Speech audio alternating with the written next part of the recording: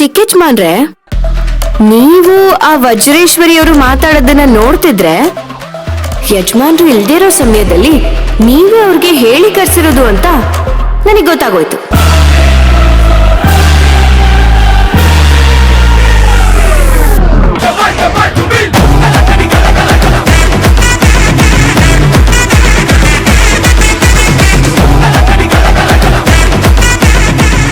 ಏನ್ ಚಿಕ್ಕಜ್ಮಾನ್ರೆ ಹಾಗೆ ನೋಡ್ತಿದ್ದೀರಾ?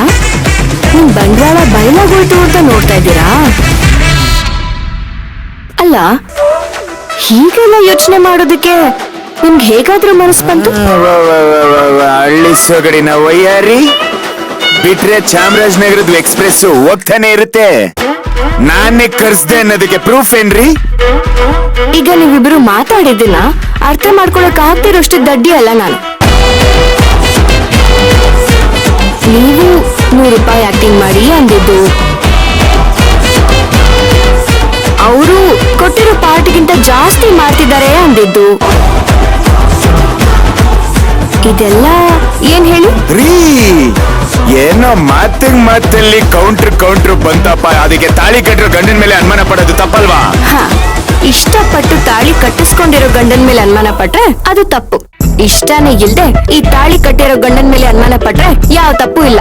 ಓ, ಗಂಡನಲ್ಲೂ ಭೇದ ಭಾವ ಇದೆಯಾ? ಉರ್ಫ್ ಗಂಡ ಅಂತ ರೀ, ನೀವೇನೇನೋ ಅಪವಾದ ನನ್ ತಲೆ ಮೇಲೆ ಒರ್ಸ್ಬಿಟ್ರೆ ನಾನ್ ಯಾಕೆ ಅದನ್ನ ನನ್ ತಲೆ ಮೇಲೆ ಹಾಕೊಳ್ಳಿ? ಅಷ್ಟಕ್ಕೂ ಇದೆಲ್ಲ ಮಾಡೋ ಅವಶ್ಯಕತೆ ನಮ್ಗೇನ್ರಿ ಇದೆ? ಯಾರಿಗ್ ಗೊತ್ತು? ನಿಮ್ ತಾಯಿನ ರೇಗ್ಸೋದಿಕ್ಕೆ ಅಂತಾನೆ ನೀವ್ ಇದನ್ನ ಮಾಡ್ತಿರ್ಬೋದಲ್ವಾ? ಹೇಗಿದ್ರು ಈಗ ಯಜಮಾನ್ರು ಊರಲ್ಲಿಲ್ಲ. ಅವರು ಬರೋಷ್ಟರಲ್ಲಿ ಅವ್ರನ್ನ ಇನ್ನಷ್ಟು ಉರ್ಸೋಣ ಅಂತ ಹೀಗೆಲ್ಲ ಮಾಡಿರ್ಬೋದಲ್ವಾ? ಏನ್ರಿ ಸ್ಕ್ರೀನ್ ಪ್ಲೇ ನಿಮ್ದು?